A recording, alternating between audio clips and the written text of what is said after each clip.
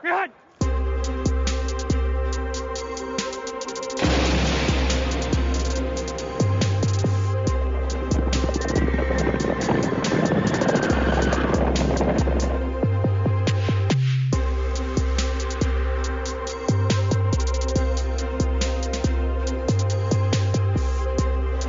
Dadgummit, let's go, huh? Let's go. And welcome everyone to episode 5 of the Bolts and Colts podcast. This is Brian Tendry here with my good friend, Mr. Brian Riley. How are you this evening, sir? I'm good, Brian. What's going on? I'd love to say I'm good, but I think we have some serious business to talk about this week. And I don't know where I want to start because I'm going to throw it to you. Do you want to start with the Bolts or do you want to start with the Colts this week? I think we have to start with the Colts this week. We've been starting with the Bolts first, probably for the entire season so far, right? I think so. I think you're right. And I think after last week's just dismal performance, I had a feeling when I saw that line, I saw the line at -1, Cleveland -1. I think everyone thought it was a sucker bet, and I like to read lines, and I thought this was a trap game from the first time I saw that spread for the Colts. I had a feeling they were going to lose. I'm not going to lie. I'm just being honest.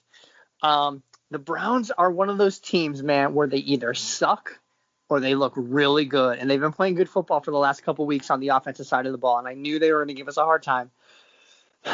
Rivers did not play well at all. No. And let's I want to talk more about that, but I do. Here was my sort of bird's eye view takeaways from that game. And again, for anybody that didn't catch the game, 32-23, Browns win. It wasn't even really that close in terms of the final score. It even looks closer than it actually was because for the most part, the Colts got outplayed all day. If it wasn't for a kickoff return for a touchdown, it would have been even uglier than it was. And I think what worried me the most about the Colts, outside of we'll talk about Phillip Rivers separately. I know they were missing one of their offensive linemen, but the pressure on Rivers was constant all day. He was getting hit. He was getting pressured. He definitely had to move up and down in the pocket. And there was a couple times where he got flushed out of the pocket and he's trying to make throws. And that's just a bad situation for Rivers to begin with. So the offensive line play, not good, dude. And really hasn't been that good overall. And I'm going to throw a stat at you in a few minutes. Remind me to talk about their rushing game ranking because, the Rivers thing is the thing that everybody goes to immediately. So there was that. And then there was the fact that, again, dude, their defense, which is like a Jekyll and Hyde defense at this point. You have games this season. I mean, they're 3-2 now. So we're still on the winning side here for crying out loud. But there are games where this defense looks like world beaters. The past couple of weeks, I mean, I was raving about that last week when I did the solo show, just about how like the Colts defense was locked in. And then to have them come out this week and basically get pushed around the field and not be able to get a great rush and not be able to cover these wide receivers, like it was just like a night and day sort of thing. So I don't know. So that worries me, the sort of Jekyll and Hyde nature of the defense, because I thought at this point we had it figured out from a defensive standpoint, like the defense was rock solid. And then they show up this week and not great against a team that is maybe a little bit better than you or I thought they were. I mean, I think everybody else was thinking the Browns are pretty good so far, but the Browns to me are one of those teams of like, I'll believe it when I see it sort of things. And I think this week I'm still not a believer in the Browns because I think the Colts play like shit. And so I don't Colts even play like shit. But yeah, I don't even feel like the Browns. Yeah, I don't even feel like the Browns looked that great. They just looked better than the Colts, who looked pretty bad. The week before, though, Brian, the offense looked really, really solid against the Cowboys. The Browns offense. Yeah, it did. But again, dude, like, and you can hear my dog in the background. It's just because one of the kids DoorDashed something, I'm sure. But yeah, like the offense, I'm not saying the offense is bad. The Browns are clearly for real in the sense that they're a good team this year. You know, whether or not that's going to carry through to the rest of the season and they're going to be, you know, in the playoffs, that remains to be seen. But this is a team that the Colts should have beat. If the Colts play their B+ game or higher, they win this game. Again, it's 32-23. and the Colts did nothing. So I think the high point for them is the kicker, right? Blankenship at this point. Blankenship and their punter, their special teams. And, like special teams are a great complement to a great offense or a great defense, but special teams are never going to win you a division title, a Super Bowl title. They might win a game or two here and there, but like, let's be honest, man, like the Colts on paper offensively, they're not very good. Not right now, dude. And I'll tell you, here's the stat I want to throw. We are going to talk about Phillip Rivers, but going into last week's game, the Colts were ranked last in the league in terms of yards per rush. That is not good. And you could say they obviously lost Marlon Mack, but at the same time, for a team that's supposed to have one of the better offensive lines in the NFL, their overall yards per rush right now is at 3.6 yards. Against the Browns, it was 2.7. And the only reason they're not ranked last in the league is because I think Washington's behind them right now. And that really tells you all you need to know. So, again, I know they're dealing with at least one injury on the offensive line, but this is a team where this was supposed to be one of their bright spots, right? And what did you see on Sunday? You saw a quarterback that was constantly under pressure all day, and you saw a running game that's averaging 2 yards per rush. And I just watched the replay of that game before we recorded tonight. I just watched the replay again of that game. And let's talk about Phillip Rivers, because the game starts. They score an early touchdown. Granted, it was a rushing touchdown that they got, but he had made some good throws coming down the field. Really, things went south on the pick six. The pick six is what really, I think, turned everything in a really bad direction for Rivers for the rest of the day.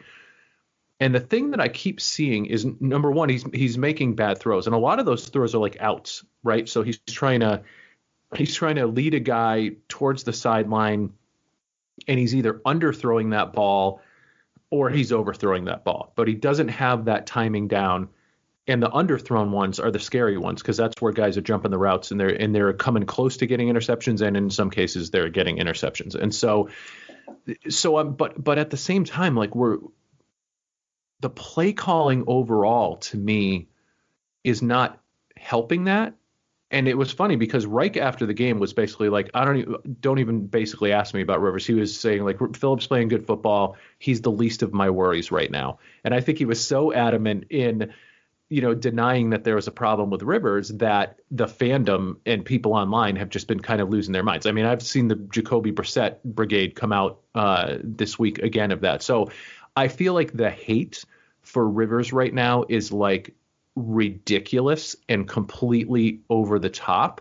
But even as a Rivers apologist, this was not a good game. And there have been times this season already where he's not looked good. Now, granted, ago we were talking about the fact that he was leading the league in completion percentage. So I feel like we can't get one way or the other in terms of the swing of this pendulum here, but he's forcing throws, and he's forcing bad throws, and that is just a lethal combination. I mean, the pick six was just an awful, awful throw. The other interception that he threw, I felt like, and this was something I saw several times on Sunday, I feel like the Indianapolis receivers, now granted that core of receivers has been beaten and battered and they're down a couple guys and stuff like that, but dude, no one is fighting for the ball.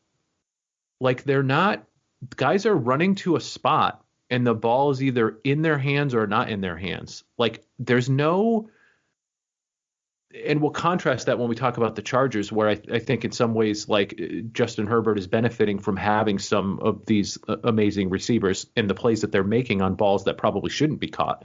But in Rivers' case, like there's a couple of balls where like he leads a guy by a foot and the guy's got like Tyrannosaurus Rex arms. They're not even going for the ball, or guys aren't coming back and working towards the ball, or guys aren't fighting through the defender to get to the ball. It's like they're kind of running to their spots. And I see that from T.Y. Hilton, who's like the best receiver on their team. And so I don't know.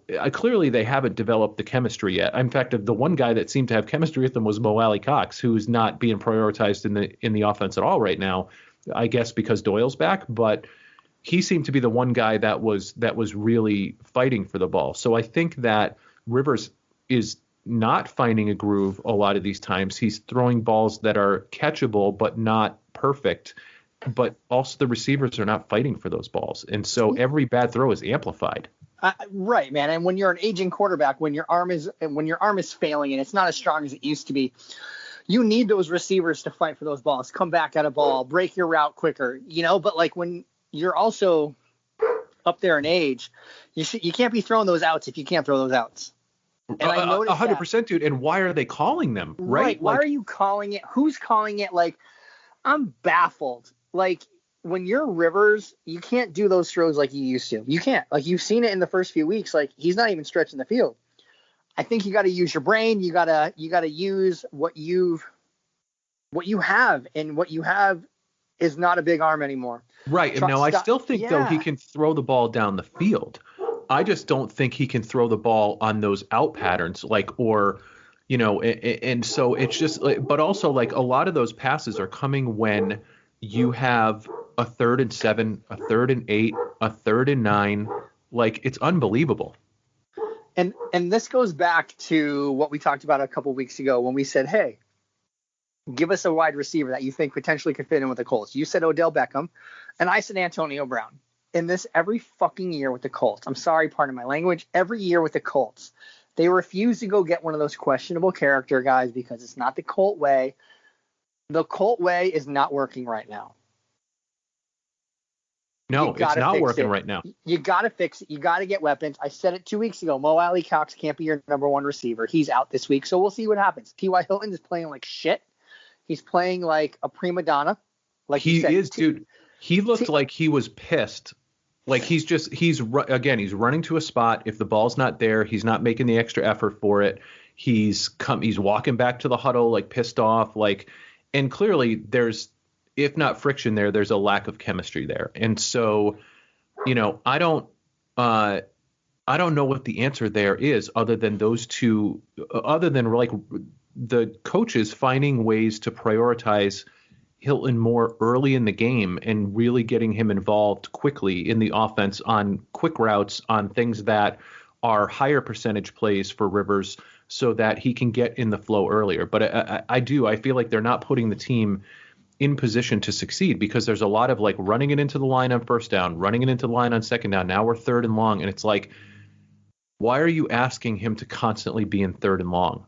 Like what, right. Like it's just, it seems to me like it's a bad setup and then he's trying to make something happen and he just doesn't have the arm strength anymore to force those balls in. I mean, you could argue that he's always gambled on,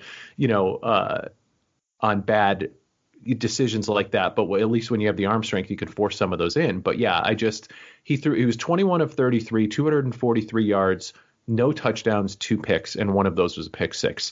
That's not a good day at the office. Yeah, and a safety. Yes. Now, granted, I thought the safety call was, I mean, I could see it, but at the same time, you can't do that shit. Yeah.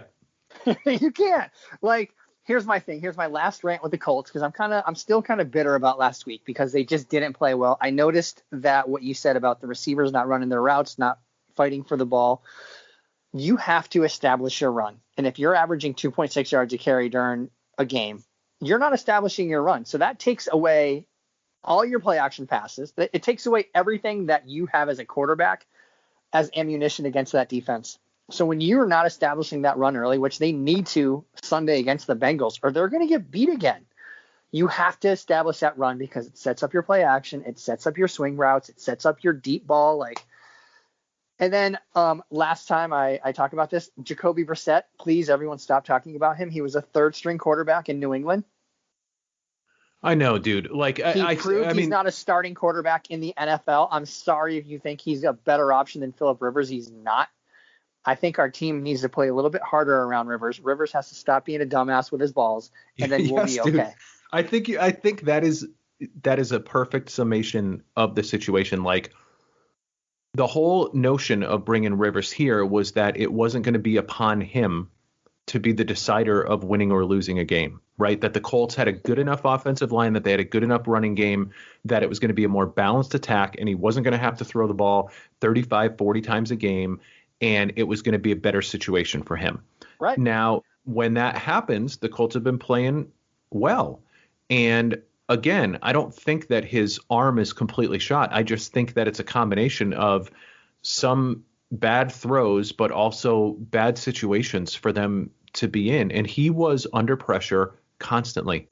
Almost like I would say the majority of his throws were hurried in this game on Sunday. The Browns did a great job of getting pressure and collapsing the pocket and making him have to move around. And so he did not have the time. And again, when they're not able to run the ball, you don't have a good play action game.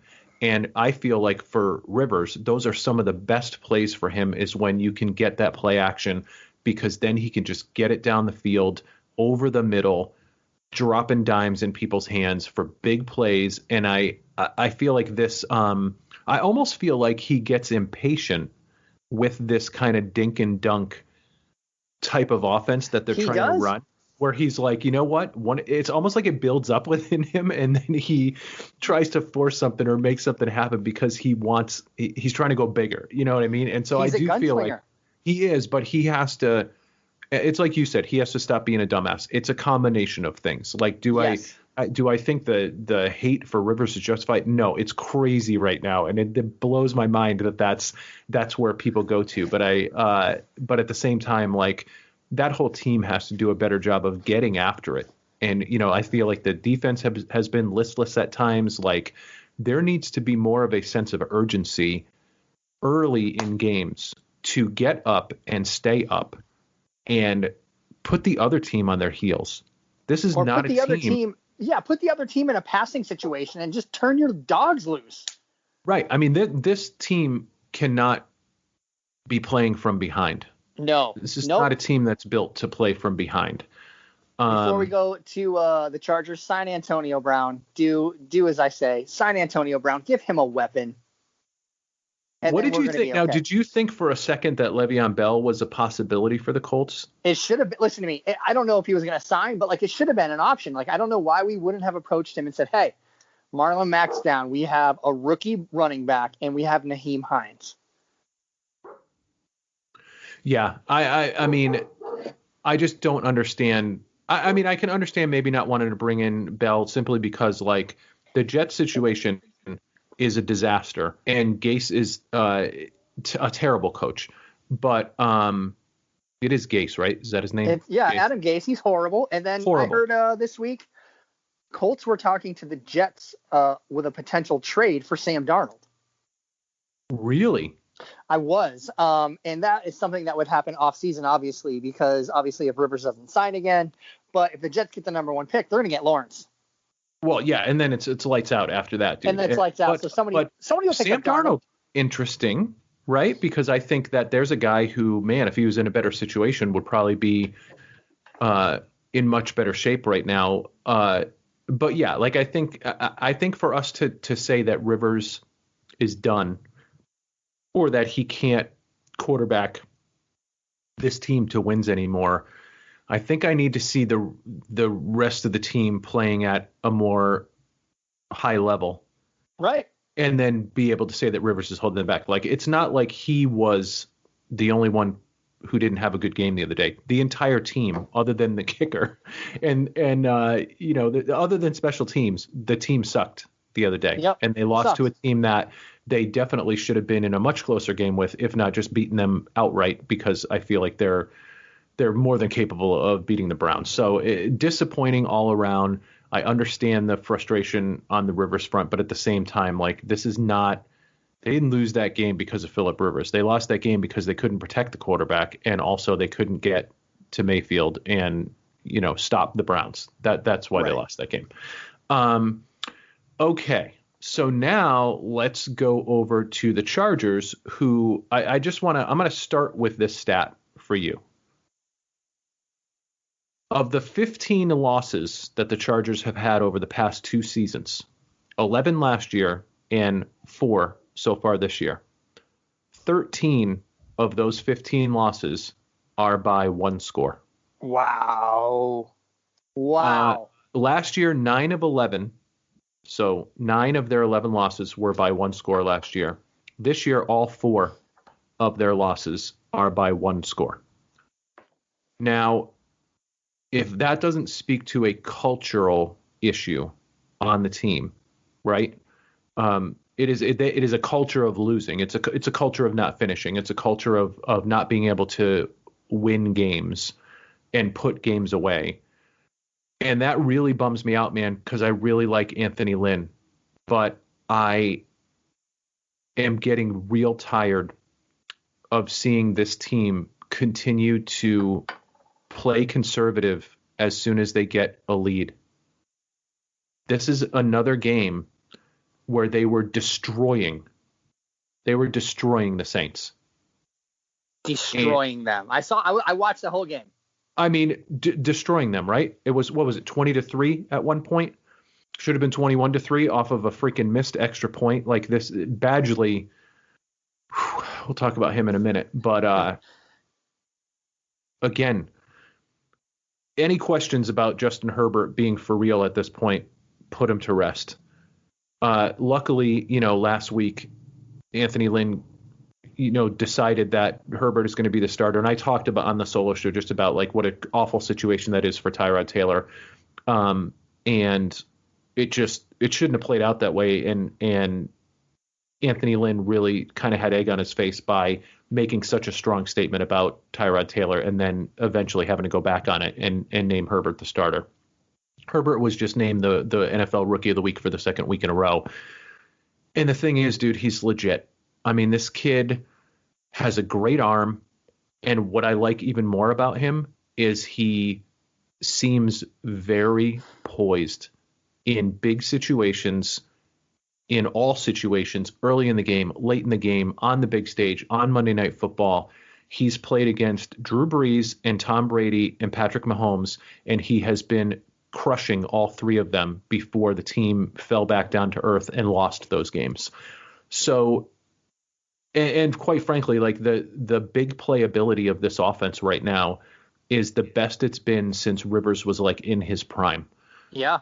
They are just eating up big chunks of yards at a time, especially early in games. They're going for big yards. They're going for big bombs.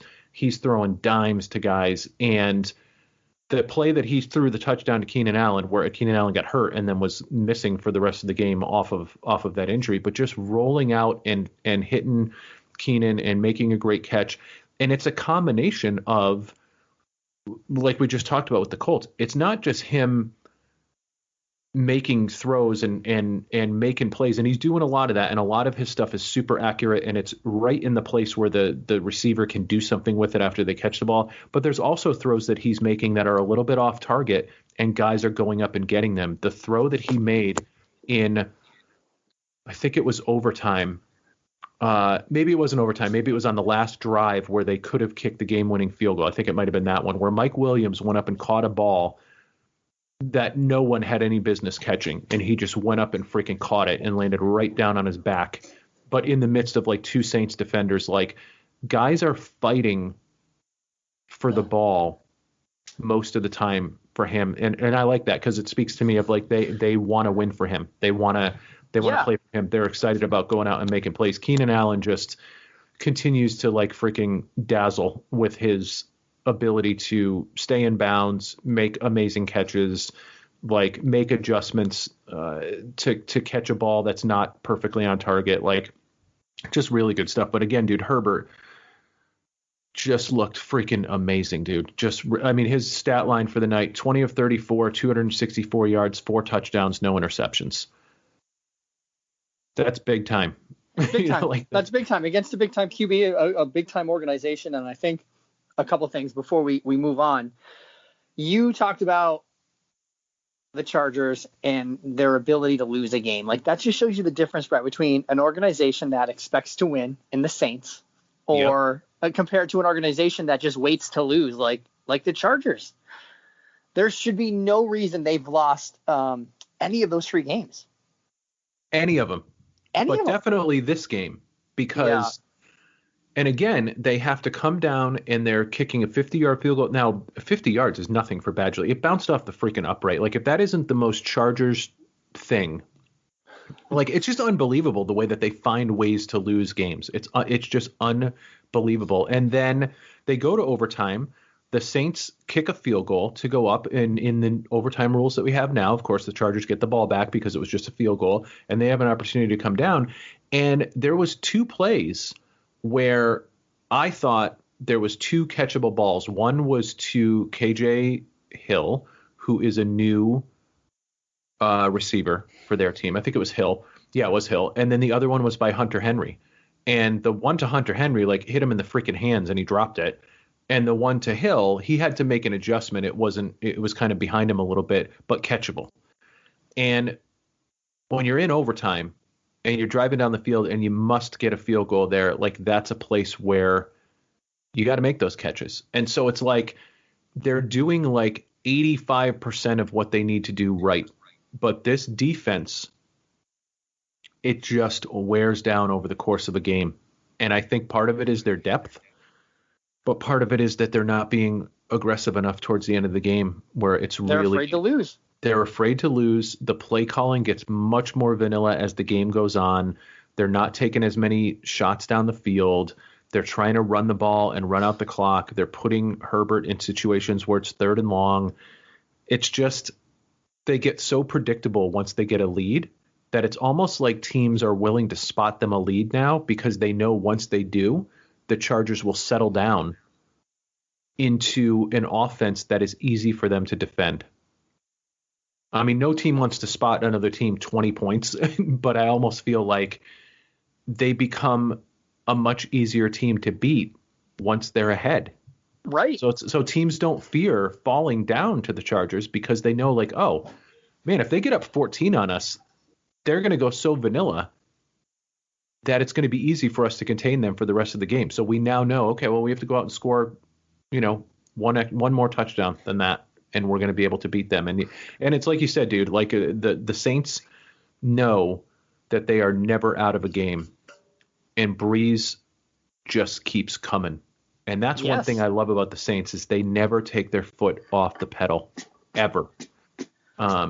It's one of the things I love about them. It's one of the reasons I've always been a Drew Brees fan. But man, did he ever find his perfect fit in New Orleans, because they're just going to keep coming at you and never give up. And I feel like there's only who are the teams that are like that? There's the Chiefs, right? Chiefs. Yep. Chiefs, Saints, Packers. I think this year. Yep. Rodgers is playing MVP football right now.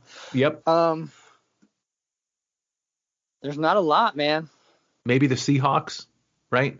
Yeah. They've been in more close games, I think, but there's like this top tier of teams that are just going to keep crushing you, and they're just going to keep coming. It doesn't matter. And that type of mentality is like, I almost feel like if you're Anthony Lynn at this point, if they miss the playoffs this year, which after a 1-4 start is a distinct probability that they're going to miss the playoffs this year.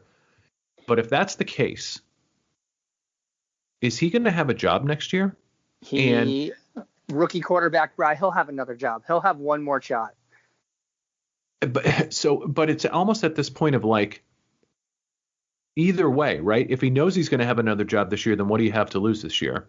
And if he's on the hot seat this year and may not have the job, then what do you have to lose, right? And in my mind, like, they have now an updated bye week. They were not supposed to have a bye week this week, but they now have a bye week because of the switching of the schedules around due to COVID. So they have a week now, and it honestly couldn't come at a better time for a lot of the injuries that they've had. So hopefully they get a couple of guys back. I know Bosa's been really banged up. He has been like single-handedly holding that. Him and Kenneth Murray have been kind of holding that defense together at this point in time. So it's a chance for people to get healthy. It's a chance for Herbert to really look at some of the throws that maybe he'd like to have back.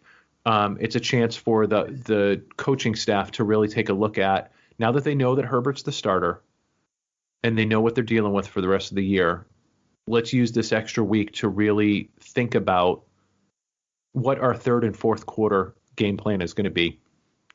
And in my mind, you put the pedal to the metal and you don't stop. With this kid right now and the way that he can freaking throw the ball downfield, just keep going. Don't worry about time of possession. Don't worry about any of that shit. Like, just keep going and keep putting points on the board. I want to see Dan Fouts era Air Coryell offense out of the Chargers for the rest of the season. I want to see 40 points on the board because, to be honest with you, like I don't, from a passing game standpoint, like if Keenan Allen's healthy and this week I think it sounds like he had back spasms after that one catch, but if he comes back healthy, Mike Williams has been banged up. If he comes back fully healthy when they come back after this bye week, like you have two of the best receivers in the NFL. And you have a crop of young receivers that you drafted this year who are pretty damn impressive already. You've got definitely a top 5 tight end in Hunter Henry. My thing now is you just freaking go. You go into every game. So we're putting up 40. We are going for it. We're gonna put you on your heels every single time that we come out on the field. And that's how they have to approach the rest of the year, because any sort of conservative approach at this point is just wasting time. You know? So I agree, man. Unleash hell. If you're the Chargers, unleash hell. You have nothing to lose. You have nothing to lose. You're 1-4, rookie quarterback. Open him up. Let him see what he can do. Yeah, I mean, because again, the defense in this game, they gave up 408 yards, 17 second half points, 3 points in overtime. They had to rely on Badgley, who missed a game-winning field goal that he absolutely should have made. To me, like, don't leave it up to that.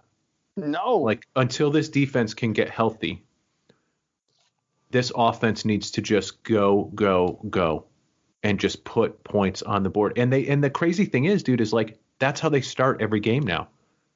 Every game now starts with a huge bomb from Herbert for an early touchdown to get the Chargers on the board. And it's like they go into the half feeling good, and they come out in the second half playing conservative. Like, I don't understand it. It just blows my mind. And when you look at the number of losses by one score, it really just makes you start to question the coaching staff, because there is a culture of winning that needs to start to be developed there. And if Rivers was the problem, then that wouldn't be an issue this year, right? So right. Rivers is gone, and we're still having the same problem. Now, granted, the Chargers, again, are just decimated by injuries like no other team that I've seen. So, but again, that's no excuse, dude. Everybody's got to deal with some type of injuries. Like, you've got to be able to come out and win some games. So, I don't know. I just hope they use this week to get healthy and to really get a killer mentality that they can come into the following week with. Now, of course, the Colts are going to be playing this week. They're going to be playing the Bengals and a young Joe Burrow. Yep. So they are 8-point favorites in this game, which kind of shocks me or at least that was the line I saw today was an 8-point favorite over the Bengals. Now, granted, they're playing at home, but after last week's performance, I'm shocked that they're an 8-point favorite over the Bengals. And that's another line that I watch, and I'm like, ugh, Bengals have been playing okay. Burrow's been playing great. People are going to load up on the Bengals, and the Colts are going to decimate them. They're going to decimate them, and I'm so sure of it. If the Colts lose this game, I will get matching tattoos of Jack Stacio and Tom DeFilippi on my ass cheeks. Wow. That is, there for anyone who played high school football with us, that is a statement. That's a statement. Colts win by 3 touchdowns. Put it to the bank. Colts win by 3 touchdowns. Well, I'll tell you this much. If the Colts do come out and win by 3 touchdowns over the Bengals, then that would put a lot of this hate to bed in terms of, Rivers not being able to play or whatever. Like, again, just give me a game where there's good play calling, the defense is playing up to their capabilities, then talk to me about where Rivers is at. Then I'm willing to take a harder look at that. But and the thing is, dude, like, nobody's harder on Rivers than himself. Like, I can tell you right now, he's probably disgusted with how that performance played out last week. And, I expect him to bounce back stronger, and I'll be pulling for them. Absolutely. I'm putting all of my energy into the Colts this week because the Chargers are off. So they get 100% of my bad luck, unfortunately, is probably what they're going to get from me. But yeah, I'm not willing to give up on Rivers yet. That's for damn sure after 5 games into the season. That is for sure. So, okay, standout players. So for this week, who do you think for the Colts is going to be a standout that's going to help impact the outcome of this game? Look, it has to be Rivers. He's played like shit. Like, let's be honest, he hasn't been Phillip Rivers in the aspect of throwing touchdowns, leading his team on long drives. Last week he played like shit, and he took a lot of shit in the press. I think he has to come out and he has to be perfect. He has to fire some rockets. He's got to score. He has to throw some touchdowns, 2-3 touchdowns to get, like you said, those guys off his ass. No one likes playing under that pressure. I think Phillip Rivers has a massive day on Sunday. Well, I'm going to stay on the offensive side of the ball, but I'm going to say T.Y. Hilton. I think that this is the week that the two of them get their chemistry together. And I'm going to say that if the Colts win by 3 touchdowns, 2 of those touchdowns are coming from T.Y. Hilton. Listen to me, Brian. If T.Y. Hilton doesn't get 100 yards and a touchdown, oh boy, you and I are going to fly out to Indiana, and we're going to find him, and I'm going to punch him in his dick. Okay, that's a strong statement. Because listen, he's played soft all year. He hasn't helped Rivers. He looks like a prima donna out there. He's not playing good football at all. He's got the drop C's. Dude, you're a receiver. Suck it up. I don't care if you're not happy. I don't care if you want Brissett in at quarterback. I don't care if you want Andrew Luck to come back. It's not happening. Play for your quarterback. And if you don't want to play for your quarterback, sit down. I like it. I like the attitude because, frankly, that is the difference to me. Like, and we talked about this, I think, 2 weeks ago. Like, who was going to be the Mr. Reliable for Rivers? And he still doesn't have one. And it's going to be week 6 now. And Brian, listen to me. That's sad. As a quarterback, that is sad because Justin Herbert has like 4 or 5 guys that would die. He's got he does have guys exactly, and that's the thing. They would die on that field for him, and there's not one person on that Colts receiving core that would do the same thing for Phillip Rivers, and that is why they're not playing well. Well, and that's the thing. Like for on Herbert's side, Keenan Allen is a quarterback's best friend. Like he the catches that guy makes is just, and the fact that you can throw a ball. Mike Williams, I'm not putting him in the same category as Randy Moss, but it's that type of jump ability where he's going up for balls that he'll just sky over guys and pull those balls down. And he has told Herbert in interviews and stuff like that, he's like, just throw it up there and I will go up and get that ball. And he has done that about 5 or 6 times this year on a ball that I would not think is even catchable and ill-advised to throw into coverage and stuff. And he just goes up and gets those balls. So you've got 2 guys, but if you had to pick one, I mean, Keenan Allen is Mr. Reliable. You can always depend on Keenan Allen to move. Almost like he reminds me a lot of Keyshawn Johnson in that way, where like Keyshawn he's going to move the chains for you. He is going to move the chains for you. And that's really what Rivers needs first. Now, granted, T.Y. Hilton can be a deep threat for them. He can go for big yards for them. But what they really need right now is they need a guy who can get you 7 yards on 3rd down. Let's start there. Let's just start with him knowing that he can throw the ball to this guy on 3rd down and they are moving the chains. And once they establish that, because again, we're putting a lot of pressure on them, 5 games into the season, but and they're 3-2, so I just feel like there's plenty of time for them to turn it around and get on the same page. But yeah, they're going to get exposed if they don't get that chemistry together, like we saw happen with the Browns this week. Right. So you picked Rivers to have a big day. I picked T.Y. Hilton to have a big day. Obviously, if the two of them have a big day, then we're looking good for this game against the Bengals. And again, it's still early enough in the season that I feel better about teams that are catching Joe Burrow earlier than later. And so I think there's a good chance that they win this week. I don't know that they're 8-point favorites. That to me seems a little bit crazy. But like you said, that means that everybody's going to load up on the Bengals, and hopefully that will translate into the Colts running away. You need to do me a favor this weekend. You need to call Kelly and Darcy up, hop in the Colt, drive to the Mohegan Sun, and bet all the money you have on the Colts to win this game on Sunday. Okay, I'm going to do that. I'm going to bet I probably have about $27 to my name. Yep, join the club. It's all good. I'm going to put all of that on the Colts for this week. Put it all on the Colts, Bri. Okay. All right, I'm going to do that. 18-point win. Okay, I'm really hoping that we come back next week and we just have nothing but great things to say about the Colts, and we're also talking about how the Chargers are healthy and they're really going to storm into this next part of the season. It's going to be great. So this feels like a turning point week. It's a week for the Chargers to mentally prepare themselves and get healthy, and it's a week for the Colts to put the doubters to bed at this point and to really establish that they are the team we think they are. They can make a lot of noise this season, and they are going to the playoffs. Let's get it. All right. That is going to wrap up this episode of the Bolts and Colts podcast. So for Mr. Brian Riley, this is Brian Latendry signing off. And until next time, root for QB 17.